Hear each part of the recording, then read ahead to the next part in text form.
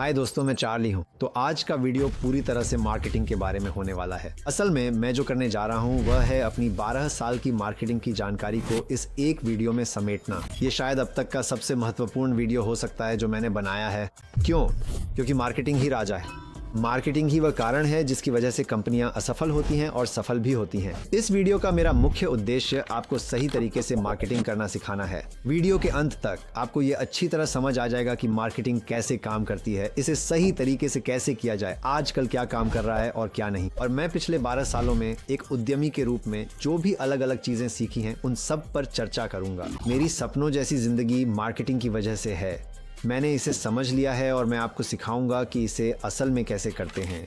हम कई विषय कवर करेंगे पर यह वीडियो धीरे धीरे एडवांस होता जाएगा, इसलिए इसे क्रम से देखना ज़रूरी है क्योंकि सब कुछ एक दूसरे पर आधारित है। और हाँ, ये एक पूरी तरह से मुफ्त कोर्स है। इसे देखने के लिए आपको कुछ भी खर्च नहीं करना पड़ेगा। अगर आप और सीखना चाहते हैं तो नीचे संसाधन हैं, लेकिन आप इस वीडियो को ज़रूर देखें। मुझे लगता है कि आप यहाँ किसी भी कॉलेज क्लास से ज़्यादा सीखेंगे और मैं सारी जानकारी इसी वीडियो में संक्षेप में बताऊंगा। सबसे पहली बात जो मैं कहना चाहता हूँ वह ये है कि मार्केटिंग ही सब कुछ है। मैं इसे यहीं लिखने जा रहा हूं ताकि यह बात पूरी तरह से स्पष्ट हो जाए, क्योंकि यह बिजनेस और जीवन की एक सार्वभौमिक सच्चाई है। तो कृपया जब आप ये वीडियो देखें तो इस तथ्य को ज़रूर याद रखें। इसे समझना बहुत ज़रूरी है क्योंकि हमें चीज़ें सीखने के लिए प्रेरणा चाहिए। और मुझे लगता है कि अगर आप जानते हैं कि मार्केटिंग ही सब कुछ है तो आप इस वीडियो को ध्यान से देखेंगे, नोट्स बनाएंगे और मैं जिन बातों का जिक्र कर रहा हूँ उन्हें सच में लागू भी करेंगे। मैं कैसे जानता हूँ कि मार्केटिंग ही सब कुछ है?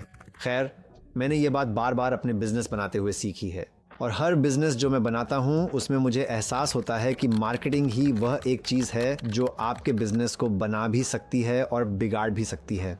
तो मैं अपने पहले बिजनेस के बारे में बात करना चाहता हूँ जिसमें मैं सच में असफल रहा और आप शायद अंदाज़ा लगा सकते हैं मेरी असफलता की पूरी वजह सिर्फ मार्केटिंग थी। तो 2016-2017 में मैं एक कपड़ों का ब्रांड बना रहा था। ये एक एथलीजर कंपनी थी और मैंने अपनी सारी जमा पूंजी इस कंपनी में लगा दी थी। मैंने वेबसाइट बनाने में बहुत समय लगाया।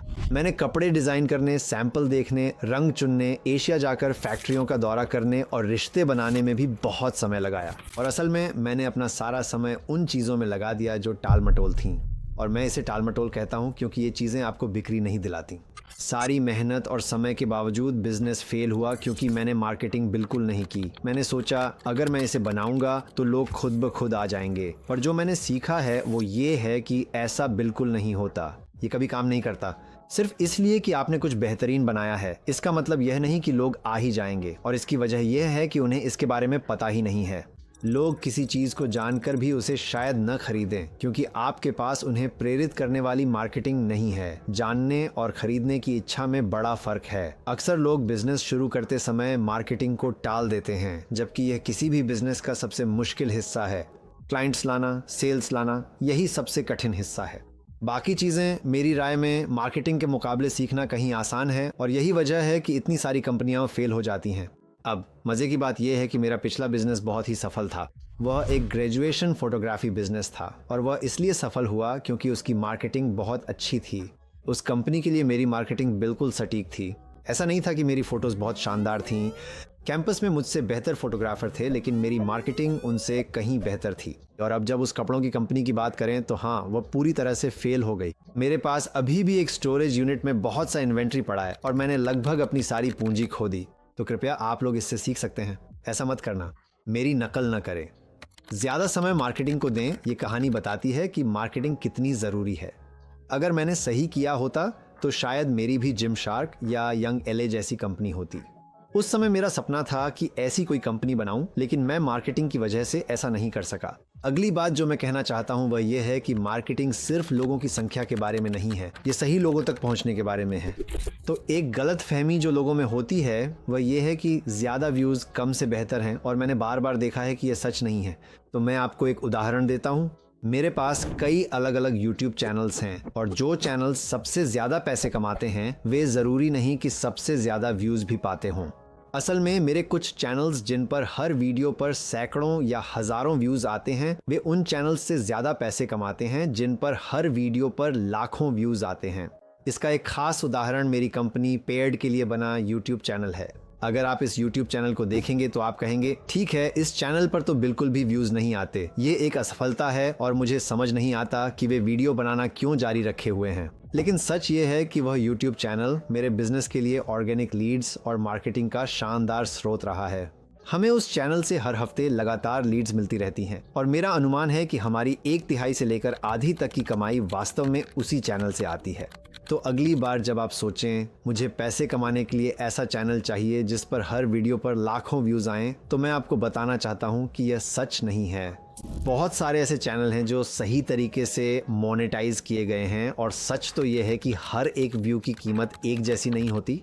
उदाहरण के लिए एक प्रैंक वीडियो पर मिलने वाला व्यू शायद पेड चैनल के इन वीडियो पर मिलने वाले एक व्यू से 1000 गुना कम कीमत का होगा। इसका मुख्य कारण दोस्तों इरादा, इंटेंट होता है। लोग प्रैंक वीडियो देखने के बाद कुछ करने के लिए नहीं देखते, वे इसे सिर्फ मनोरंजन के लिए देखते हैं। तो जाहिर है यहाँ इरादा कुछ बेचने के लिए बेहद खराब होता है। अब जब कोई किसी खास वजह से वीडियो देखता है ना, ये एक ट्यूटोरियल वीडियो हो सकता है, ये एक रिव्यू वीडियो हो सकता है, यह किसी खास वजह से जानकारी पाने के लिए हो सकता है, तो ऐसे में वे किसी चीज़ पर एक्शन लेने की संभावना कहीं ज़्यादा होती है। तो ये कुछ खरीदना हो सकता है, ये कुछ इंस्टॉल करना हो सकता है, ये कुछ डाउनलोड करना हो सकता है, ये कोई कॉल बुक करना हो सकता है। जो भी हो, सही व्यक्ति को टारगेट करना बेहद ज़रूरी है। इसीलिए आपको यह पहचानना ज़रूरी है कि आपके खास बिजनेस के लिए आपका आदर्श क्लाइंट या ग्राहक कौन है और असल में उसी व्यक्ति के पीछे जाना है।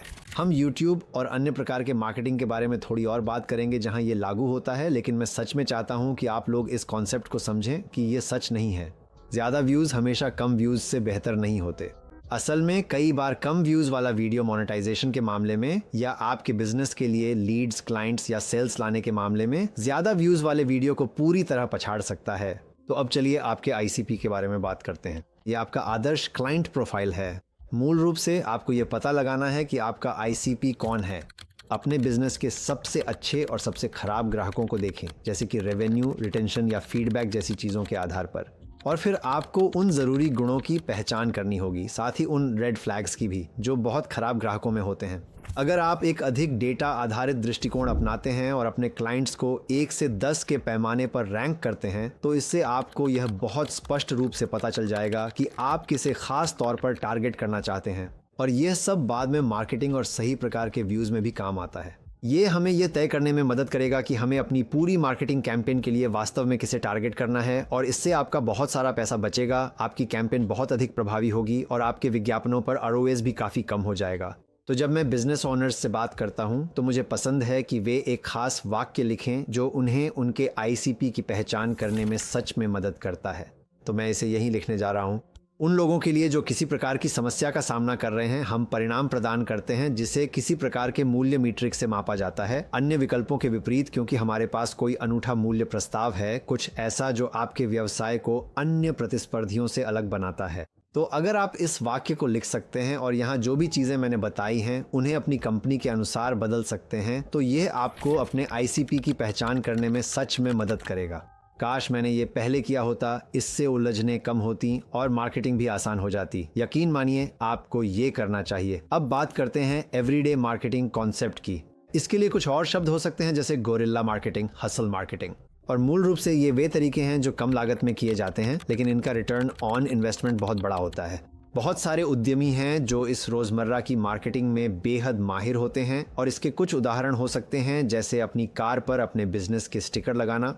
आप वैसे भी गाड़ी चलाते हैं तो क्यों ना साथ में मार्केटिंग भी कर लें। फिर पावर वॉश स्टेंसिल्स का तरीका है। जैसा मैंने सुना है, बहुत लोग अपने कंपनी के स्टेंसिल, लोगो या कंपनी का नाम लेकर बाहर जाते हैं।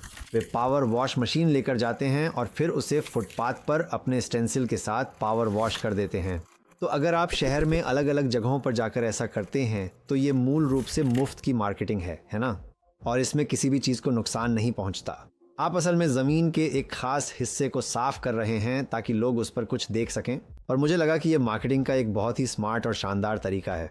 इसमें ज़्यादा पैसे भी खर्च नहीं होते, लेकिन इसका असर काफ़ी बड़ा हो सकता है। आप किसी इवेंट के बाहर एक कार भी पार्क कर सकते हैं। जाहिर है किसी इवेंट में मार्केटिंग करना, जैसे कि टेबल या बूथ खरीदना वगैरह, बहुत महंगा होता है। मैंने ऐसी कंपनियों के बारे में सुना है जो बस किसी तरह की कार किराए पर लेती हैं जिसमें बड़ी स्क्रीन लगी होती है और फिर उसे उस कॉन्फ्रेंस के बाहर पार्क कर देती हैं।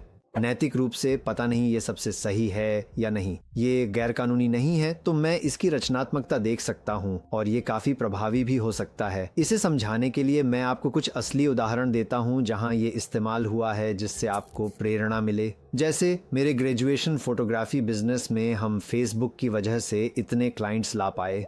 अब मैंने क्या किया कि मेरे पास एक फेसबुक पेज था जिसका नाम था चार्ली चैंग फोटोग्राफी, और हर एक शूट के लिए मैं लगभग हर फोटो अपलोड कर देता था सिवाय कुछ बहुत ख़राब तस्वीरों के, और फिर मैं उन लोगों को टैग कर देता था जो उस फोटोशूट में थे। और ये तरीका इसलिए काम करता था क्योंकि लोग खुद को टैग्ड देखते थे और फिर उनके दोस्त भी खुद को इस फेसबुक एल्बम में टैग्ड देखते थे। तो आप देख सकते हैं कि ये कैसे वायरलिटी को जन्म दे सकता है। अगर आप किसी एक व्यक्ति को टैग करते हैं और उसके 1000 दोस्त हैं, तो शायद उन दोस्तों में से 300 लोग वह फोटो देखेंगे और चार्ली चांग फोटोग्राफी का नाम देखेंगे। वे सोचेंगे मुझे ग्रेजुएशन फोटोग्राफी चाहिए, अब मुझे पता है कि ये ग्रेजुएशन फोटो लेते हैं, इनकी फोटोज अच्छी हैं तो मैं इनसे संपर्क करूंगा। इसमें कोई पैसा नहीं लगता, बस थोड़ा समय लगा, पर यह समय पूरी तरह वसूल हो गया। एक और उदाहरण है मेलचिम्प। जब आपके पास मेलचिम्प का फ्री अकाउंट होता है तो जब भी आप कोई ईमेल भेजते हैं उसके नीचे लिखा आता है सेंट विद मेलचिम्प। तो भले ही इसमें उन्हें कोई पैसा खर्च नहीं करना पड़ता, मुझे लगा कि यह कंपनी का मार्केटिंग करने का काफ़ी क्रिएटिव तरीका है। और दोस्तों, मैं कहना चाहता हूं कि कई बार क्रिएटिविटी पैसे खर्च करने से ज़्यादा असरदार होती है। यह खास तौर पर इस तरह की मेहनत यानी रोज़मर्रा की मार्केटिंग के लिए सच है। एक और उदाहरण है ना, ऐसा एक मामला था जिसमें एक कार जल गई थी और उसके अंदर एक स्टैनली कप पूरी तरह सुरक्षित था, और यह घटना पूरी तरह वायरल हो गई थी। और फिर उस ब्रांड के सीईओ ने जो भी हो एक त्वरित और मानवीय प्रतिक्रिया देते हुए पोस्ट किया, हम आपकी कार बदल देंगे। और असल में उन्होंने उस ऑर्गेनिक वायरलिटी को ढेर सारी नेशनल पीआर में बदल दिया।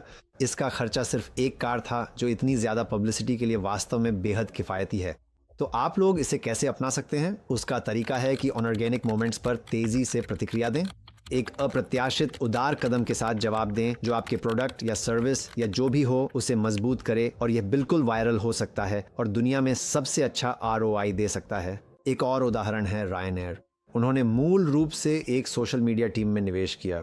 वे मीम्स पोस्ट करते हैं, वे खुद का मजाक उड़ाते हैं, वे इंस्टाग्राम, टिकटॉक और बाकी सभी प्लेटफॉर्म्स पर काफ़ी मजाकिया टिप्पणियां करते हैं, और इसी वजह से उन्हें काफ़ी वायरलिटी मिली है और साथ ही बहुत सारी फ्री पब्लिसिटी भी मिली है। तो आप लोग क्या कर सकते हैं? कोई अलग पहचान वाली आवाज़ चुनें, रोज़ाना ऑनलाइन अलग अलग पोस्ट्स पर प्रतिक्रिया दें, और अगर सही तरीके से किया जाए तो इससे आपको ज़बरदस्त एंगेजमेंट मिल सकता है। जब मेरे पास एक रियल एस्टेट ब्रोकरेज कंपनी थी तो मैंने जो एक काम किया था वह यह था कि मैंने अपनी कार के साइड पर अपना लोगो लगवा दिया था। वो कार खुद एक BMW i8 रोडस्टर थी, तो आप समझ सकते हैं थोड़ी दिखावटी कार थी, और इससे वाकई में काफ़ी ध्यान आकर्षित हुआ। मैं जानबूझकर उसे बड़ी सड़कों पर पार्क करता था ताकि लोगों वाला हिस्सा आने वाले ट्रैफिक की तरफ हो, जिससे मुझे पता था कि उस पर बहुत लोगों की नज़र पड़ेगी। और हाँ, ये बस एक उदाहरण है उस तरह के हसल मार्केटिंग का जो मुझे लगता है कि हर किसी को करनी चाहिए।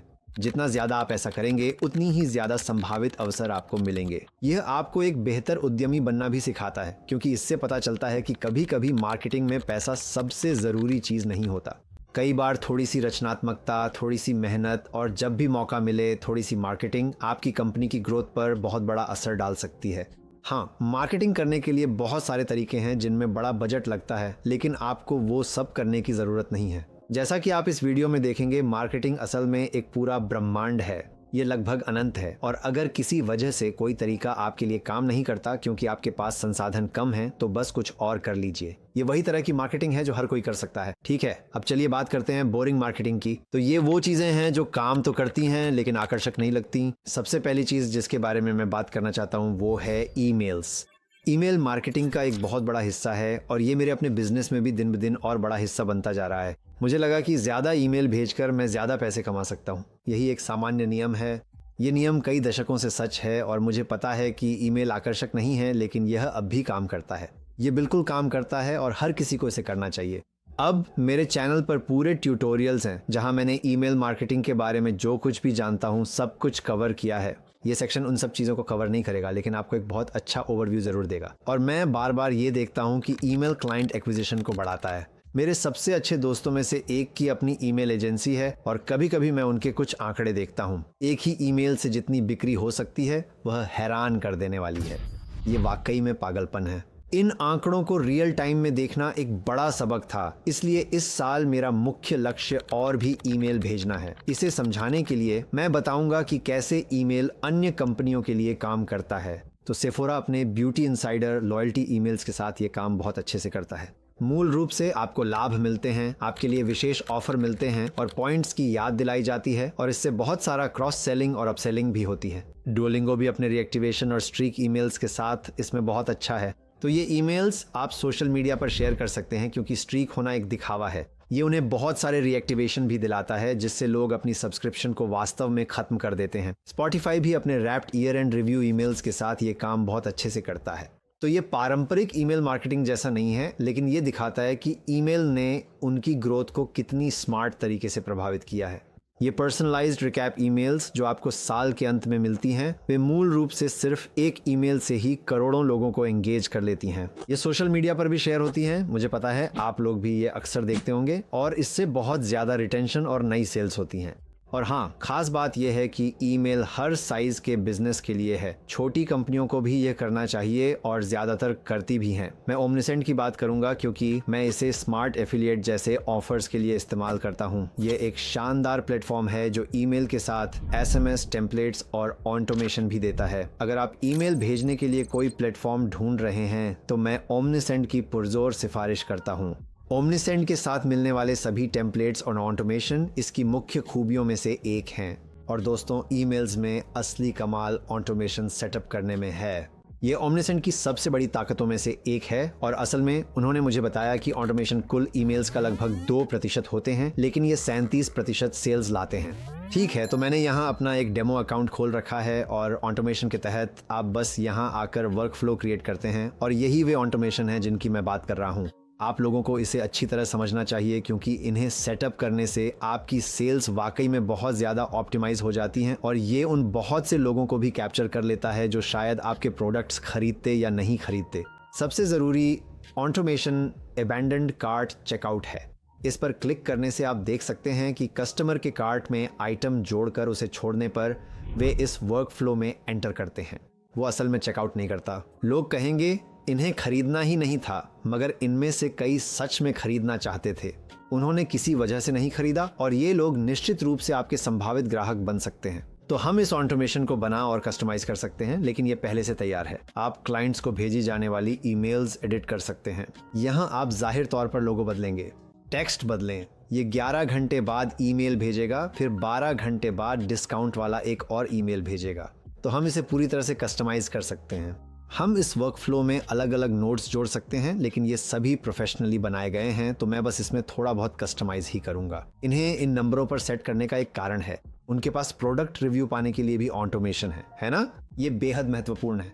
वेलकम सीरीज ईमेल्स, स्टॉक में वापस आने वाले ईमेल्स, क्रॉस सेल्स, एक बर्थडे ईमेल, ये उनके जन्मदिन पर भेजा जाता है। ओमनीसेंट की यही बात मुझे सबसे पसंद है। मैं इन फीचर्स का काफ़ी इस्तेमाल करता हूँ। ईमेल कैंपेन के लिए मैं इनका बड़ा फ़ैन हूँ, क्योंकि आप प्री बिल्ट टेम्पलेट से कई कैंपेन बना सकते हैं।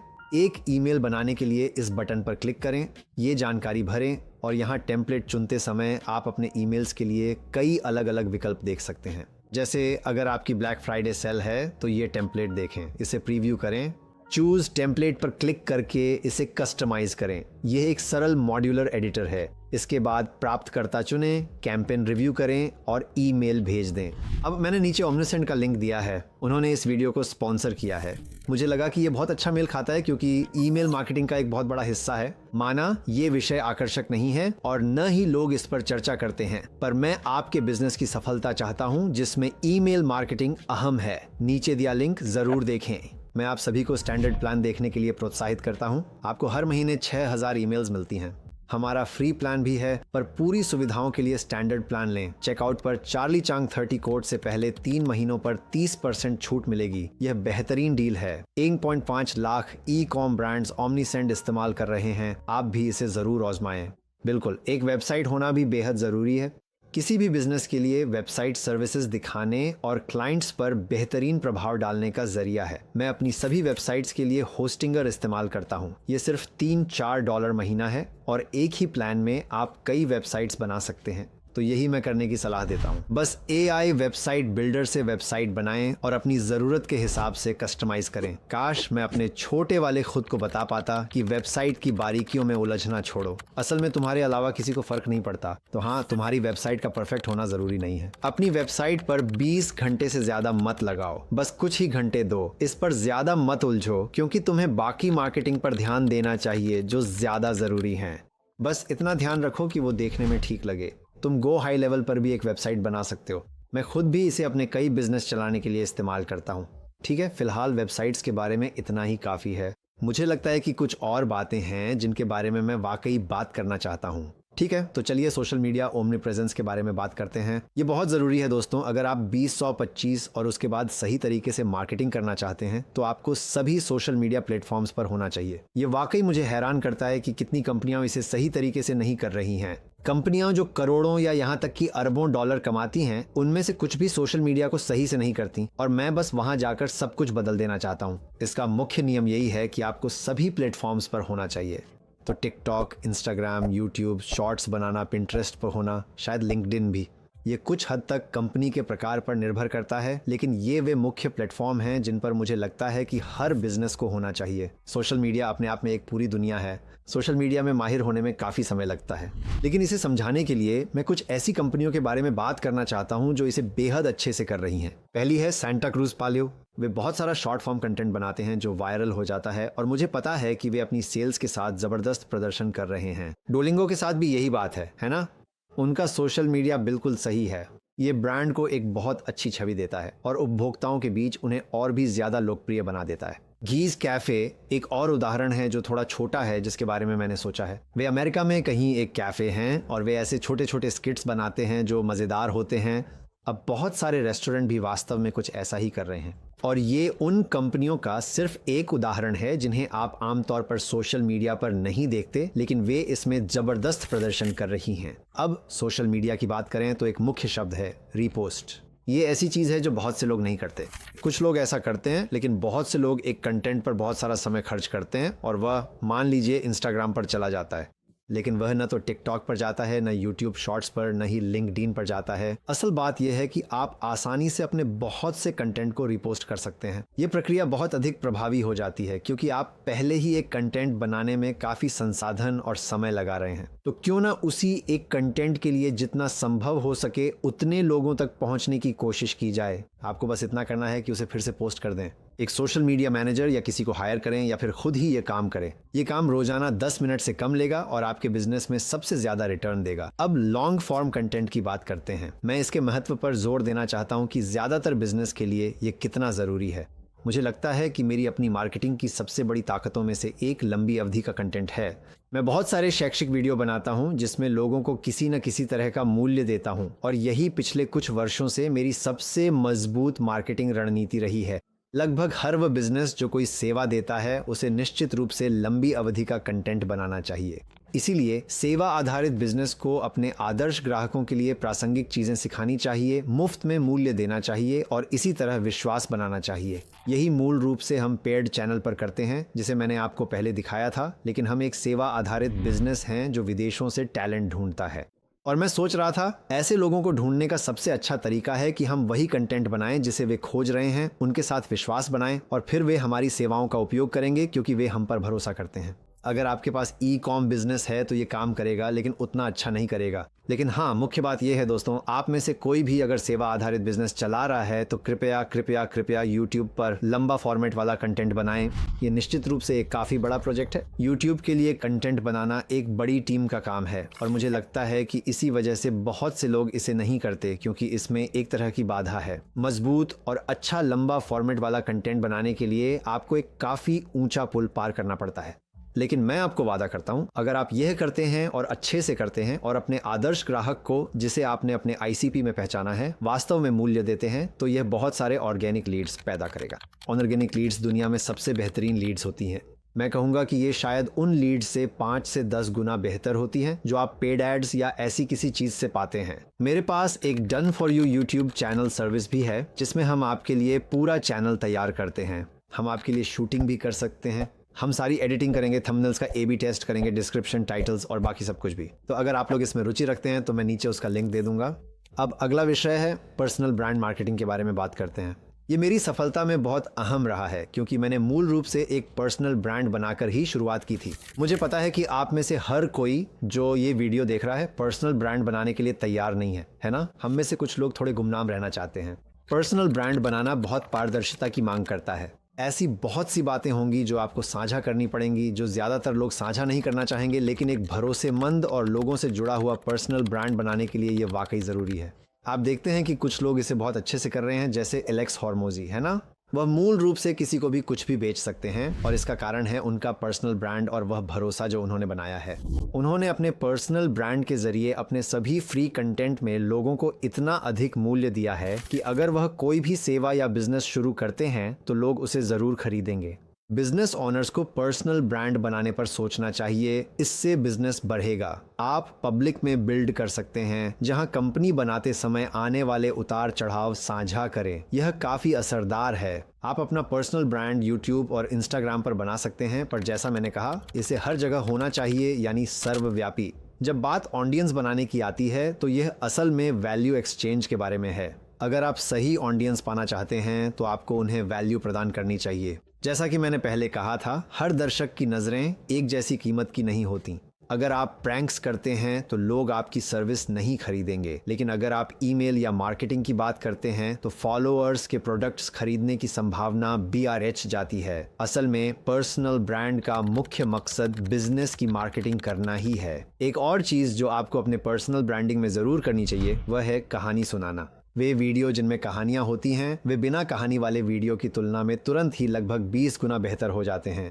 लोग कहानियों से जुड़ते हैं। भरोसा बनाने के लिए कहानियां और वैल्यू सबसे अच्छे तरीके हैं। जैसा मैंने कहा, हर कोई पर्सनल ब्रांड नहीं बनाना चाहता। अगर यह आपके लिए नहीं है तो कोई बात नहीं, लेकिन पर्सनल ब्रांडिंग की अवधारणाएं, उसकी बुनियादी बातें आपके पूरे मार्केटिंग में आपकी मदद करेंगी। अगर आप पर्सनल ब्रांड बनाना चाहते हैं तो और भी अच्छा, क्योंकि यह आपके बिजनेस को बढ़ाने में मदद करेगा। अब बात करते हैं UGC यानी यूजर जनरेटेड कंटेंट की, जो वाकई बहुत तेजी से बढ़ रहा है और पिछले कुछ सालों में काफी लोकप्रिय हुआ है। और मूल रूप से इसका मतलब यह है कि आप ऐसे लोगों को पैसे दे रहे हैं जो जरूरी नहीं कि इन्फ्लुएंसर हों, ताकि वे आपके और आपके बिजनेस के लिए कंटेंट बना सकें।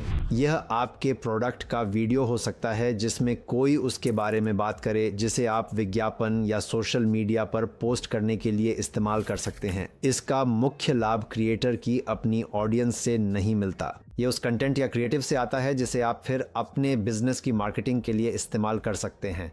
कंपनी के लिए ये बहुत ज़रूरी है। ई-कॉमर्स और वायरल होने वाले प्रोडक्ट्स इसमें बेस्ट हैं। कई लोग UGC क्रिएटर्स की टीमें बनाकर उन्हें रिटेनर पर रखते हैं, जो महीने के 30 वीडियो के लिए करीब $1500 लेते हैं। वे उन वीडियो को लेते हैं, अपने पेड एड्स और मीडिया पर उनका A/B टेस्ट करते हैं और यह तरीका आमतौर पर बहुत अच्छा काम करता है। UGC की एक और उपशाखा है टिकटॉक शॉप। तो अगर आपके पास कोई ऐसा प्रोडक्ट है जो आपको लगता है कि सोशल मीडिया पर बहुत अच्छा कर सकता है, उदाहरण के लिए एक लाबूबू, है ना? ये वाकई में बहुत प्रभावशाली है। ये बहुत आसानी से पहचाना जा सकता है। आप मूल रूप से एक टिकटॉक शॉप कैंपेन सेट कर सकते हैं जिसमें आप इन्फ्लुएंसर्स को बिल्कुल मुफ्त में कंटेंट बनाने के लिए पे करते हैं, और अगर कोई उनके वीडियो को देखता है और प्रोडक्ट खरीदने के लिए लिंक पर क्लिक करता है तो आप उन्हें किसी प्रकार का एफिलिएट कमीशन दे सकते हैं।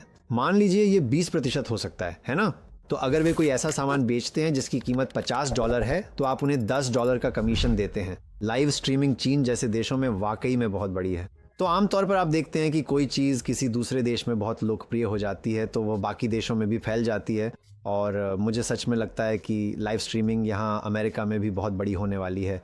लाइव स्ट्रीमर्स को पैसे दें ताकि वे आपके प्रोडक्ट को दिखा सकें, उसका डेमो कर सकें, जो भी है उसे पहन सकें, और यह नए सेल्स लाने का एक शानदार तरीका हो सकता है। मूल रूप से आपको सभी नए मार्केटिंग ट्रेंड्स के बारे में अपडेट रहना चाहिए, क्योंकि हमेशा कुछ नया सामने आता रहता है ना? जैसे हम इस वीडियो में इन चीज़ों के बारे में बात कर रहे हैं, लेकिन अगर आप इसे बाद में देख रहे हैं तो शायद कोई और चीज़ आ चुकी होगी जिसके बारे में मैंने इस वीडियो में बात नहीं की है। तो आप एक CEO के रूप में, आप एक मार्केटिंग पर्सन के रूप में आपको थोड़ी मेहनत करनी होगी ये पता लगाने में कि मार्केटिंग स्पेस में वास्तव में क्या काम कर रहा है, और उसे अपने बिजनेस में लागू करना होगा। तो अब चलिए पेड मीडिया के बारे में बात करते हैं। मूल रूप से किसी भी बिजनेस की ग्रोथ के एक निश्चित बिंदु पर ज्यादातर के लिए ऑर्गेनिक मार्केटिंग की सीमा आ जाती है, और हमने ये हाल ही में पेयर मेरी रिक्रूटिंग कंपनी के साथ देखा। अब हमें लगातार लीड्स मिल रही थीं, लेकिन क्योंकि हम इस कंपनी को सच में स्केल करना चाहते हैं, हमें पेड एड्स शुरू करनी होंगी। तो अगर आप सच में किसी निश्चित बिंदु से आगे स्केल करना चाहते हैं तो पेड मीडिया ज़रूरी हो जाएगा। आप ज़्यादातर बिजनेस को सिर्फ ऑर्गेनिक के दम पर लो से मिड 7 फिगर्स तक ले जा सकते हैं, लेकिन अगर आप सालाना 8 या 9 फिगर की रेवेन्यू में जाना चाहते हैं तो लगभग तय है कि वह कंपनी पेड एड्स चला रही होगी। तो खास तौर पर पेयर के लिए हमने कंपनी शुरू करने के 2.5 साल बाद ही पेड एड्स शुरू की थी। तो ये हर कंपनी के लिए अलग अलग होगा। बिल्कुल, कुछ कंपनियां शुरुआत से ही एड्स चलाना शुरू कर देती हैं, कुछ ऑर्गेनिक पर निर्भर रहती हैं। यह सच में उद्यमी, व्यक्ति, इंडस्ट्री और बाकी सब चीज़ों पर निर्भर करता है। अब जब बात पेड मीडिया की आती है तो लंबे समय में ऑफर हमेशा क्रिएटिव से ज़्यादा महत्वपूर्ण होता है। अगर आपका ऑफर, सर्विस या प्रोडक्ट खराब है तो हाँ, शुरुआत में आप कुछ सेल्स पा सकते हैं, लेकिन आपके पास दोबारा आने वाले ग्राहक नहीं होंगे। जैसे ही लोग आपकी कंपनी की समीक्षा करना शुरू करेंगे, आपकी ब्रांड इमेज बुरी तरह से प्रभावित हो जाएगी। इसलिए आपको पक्का करना चाहिए कि पेड एड्स चलाने से पहले आपका ऑफर वाकई मजबूत हो। यह मूल रूप से आपके प्रोडक्ट या सर्विस पर एक आवर्धक शीशा लगा देता है, और अगर उसमें कोई खराबी है या वह देखने में खराब लगता है तो हर कोई उसे देख लेगा। एक बार जब यह सेट हो जाए तो आप क्रिएटिव्स पर ध्यान केंद्रित कर सकते हैं, क्योंकि क्रिएटिव्स आपके पेड एड कैंपेन की सफलता के लिए बहुत महत्वपूर्ण हैं। तो चलिए थोड़ा और बात करते हैं कि किस तरह के क्रिएटिव्स काम करते हैं। अब जो मुख्य बात मैंने सीखी है वह यह है कि सरलता सबसे बेहतर है। आपको एक समस्या, एक वादा और फिर एक स्पष्ट बटन चाहिए। अगर यह इससे ज़्यादा जटिल या बिखरा हुआ है तो लोग भ्रमित हो जाएंगे, वे वास्तव में कन्वर्ट नहीं करेंगे या बटन पर क्लिक नहीं करेंगे। और जो चीज़ आजकल बहुत अच्छा काम कर रही है वह है हाथ में पकड़े हुए, आपके फ़ोन से शूट किए गए सेल्फी टाइप वीडियो। एक सीईओ के रूप में अपने एड क्रिएटिव्स के लिए सबसे अच्छी चीज़ों में से एक ये है कि आप खुद ऐसे वीडियो बनाएं, है ना? तो अगर मैं अभी अपना फ़ोन निकालूं और फिर खुद को कंपनी के बारे में कुछ बातें कहते हुए मैं सीईओ हूं वगैरह वगैरह कॉल टू एक्शन के साथ शूट करूं, तो ऐसे वीडियो बेहद अच्छा प्रदर्शन करते हैं। तो सीईओ सेल्फी वीडियो बहुत अच्छा काम करते हैं। स्टैग्स भी बहुत अच्छा प्रदर्शन करते हैं। तो स्टैग एड्स बस जैसे कोई तस्वीर या कुछ ऐसा। और जो मैंने देखा है वो ये है कि जिन वीडियो में ऐसा नहीं लगता कि उन पर बहुत पैसा खर्च किया गया है, वे असल में ज़्यादा अच्छा प्रदर्शन करते हैं। मतलब जो अनऑर्गेनिक दिखते हैं और ओवर प्रोड्यूस नहीं है। ये कुछ ऐसा हो सकता है जैसे कि किसी टेक्स्ट बातचीत का स्क्रीनशॉट, है ना? आई मैसेज पर एक चैट बनाकर स्क्रीनशॉट लें और उसे विज्ञापन की तरह इस्तेमाल करें। इसमें बस फोटो, टेक्स्ट और कॉल टू एक्शन बटन जैसी साधारण चीज़ें हो सकती हैं। ये कुछ ऐसा भी हो सकता है जो देखने में लगे कि माइक्रोसॉफ्ट पेंट में बनाया गया है। ऐसे विज्ञापन वास्तव में बहुत अच्छा प्रदर्शन करते हैं और मैं आपको यही सलाह दूंगा कि आप मेटा एड्स लाइब्रेरी पर जाएं और देख सकते हैं कि अलग अलग कंपनियां कौन से विज्ञापन चला रही हैं।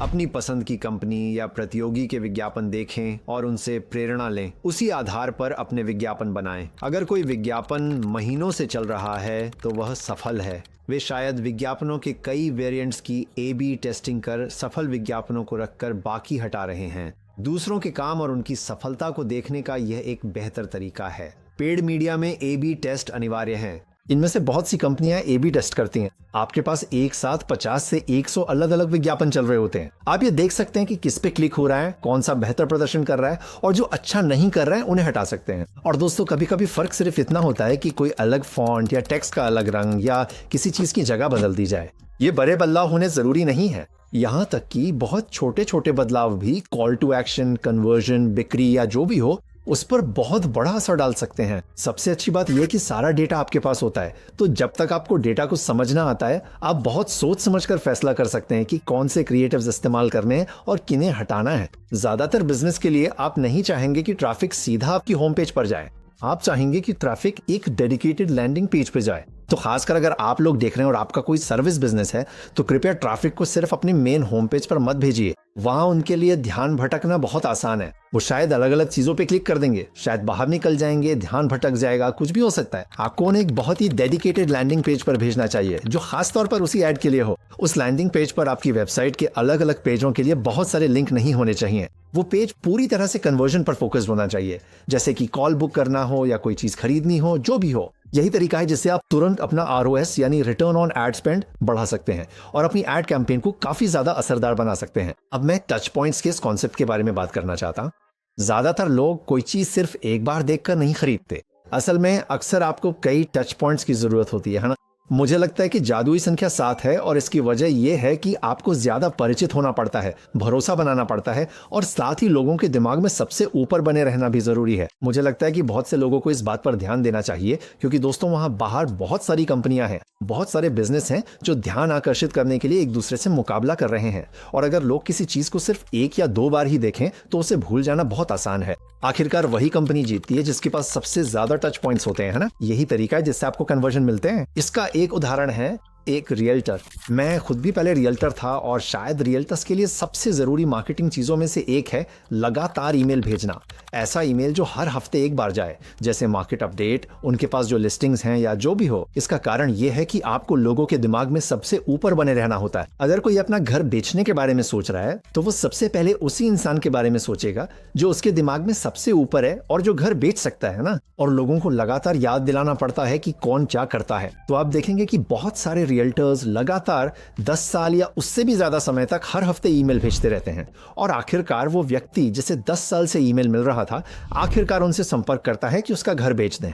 ऐसा हर समय होता लेकर है और भले ही हर तरह के बिजनेस के लिए एक जैसा नहीं है और आप में से ज्यादातर लोग जो ये वीडियो देख रहे हैं शायद रियल्टर नहीं है, लेकिन मुझे लगता है कि ये कॉन्सेप्ट बहुत जरूरी है क्योंकि बहुत से लोग सोचते हैं मैं 1 बार 2 बार 3 बार कोशिश करूंगा और अगर उन्होंने नहीं खरीदा तो मैं हार मान लूंगा। आप अपने मार्केटिंग या बिजनेस को इस तरह नहीं चला सकते। आपको जितने ज्यादा टच पॉइंट्स हो सकते हैं उतने रखने चाहिए, तो इसे अपनी पूरे मार्केटिंग में ध्यान में रखें। सोचिए जरा, है ना? अगर आपके पास अच्छा प्रोडक्ट है तो उसे मार्केट करना आपकी जिम्मेदारी है। तो अगर आपको लगता है कि आपके पास अच्छा प्रोडक्ट या सर्विस है तो आपको और ज्यादा टच पॉइंट्स बनाने होंगे क्योंकि अगर आप ऐसा नहीं करेंगे तो लोग आपका प्रोडक्ट नहीं खरीदेंगे और उन्हें आपके प्रोडक्ट या सर्विस से जो वैल्यू मिल सकती है वो नहीं मिलेगी। मुझे पता है कि ये वीडियो काफी लंबा हो गया है और मुझे लगता है कि मैं इन चीजों के बारे में और भी ज्यादा बात कर सकता था, लेकिन मैं इसे थोड़ा संक्षिप्त रखना चाहता था। मैं आप लोगों को ओवरवेल नहीं करना चाहता और मुझे लगता है कि ये आपके लिए काफी चीजें थी जिनसे आप सच में बहुत कुछ सीख सकते हैं, बहुत सारी ऐसी चीजें जो आप तुरंत करना शुरू कर सकते हैं। और हाँ, उम्मीद है कि ये वीडियो आपके लिए मददगार रहा होगा।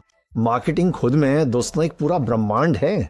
ये अरबों ग्रहों जैसा है। एक व्यक्ति के लिए इसे पूरी तरह से चलाना और सब कुछ सीखना बहुत मुश्किल है, लेकिन आपके लिए ये जानना बहुत जरूरी है कि मार्केटिंग की दुनिया में क्या क्या संभावनाएं हैं, कौन कौन सी चीजें हो रही हैं, क्या काम कर रहा है और ये सब बातें। इस तरह आप या तो खुद ये सब कर सकते हैं या कोशिश कर सकते हैं या फिर किसी समय किसी को हायर कर सकते हैं जो आपके लिए ये सब करे। मार्केटिंग के मामले में संभावित इनपुट्स की कोई सीमा नहीं है। मार्केटिंग एक जीवन भर सीखने वाली स्किल है। ये ऐसी चीज है जिस पर आपको अपनी पूरी जिंदगी या जब तक आप बिजनेस में हैं तब तक ध्यान देना पड़ेगा। तो इस तरह का वीडियो पिछले 12 सालों में बिजनेस में रहते हुए मैंने जो कुछ भी सीखा है उसका एक शानदार ओवरव्यू है। लेकिन आपको हमेशा अपडेट रहना जरूरी है। आपको इन सब चीजों के साथ खुद को लगातार शिक्षित करते रहना चाहिए और देखना चाहिए कि नया क्या है। तो बहुत बढ़िया, मुझे उम्मीद है कि आपको इस वीडियो से कुछ वैल्यू मिली होगी। कृपया इनमें से कुछ चीजें जो हमने चर्चा की है उन्हें लागू करें और अगर आपको नोट्स लेने के लिए वीडियो फिर से देखना पड़े तो जरूर देखें। मैं नीचे बहुत सारे रिसोर्सेज डाल दूंगा ताकि आपकी मदद हो सके। मुझे सच में उम्मीद है कि इस वीडियो ने आपकी मदद की होगी। अगर ऐसा हुआ है तो उस लाइक बटन को जरूर दबाएं और ऐसे ही और कंटेंट के लिए सब्सक्राइब भी करें। मेरा मकसद है कि आप आर्थिक रूप से सफल बने और मेरी सामग्री से यही कोशिश है। समय देने के लिए शुक्रिया। अगली वीडियो में मिलते हैं। अलविदा।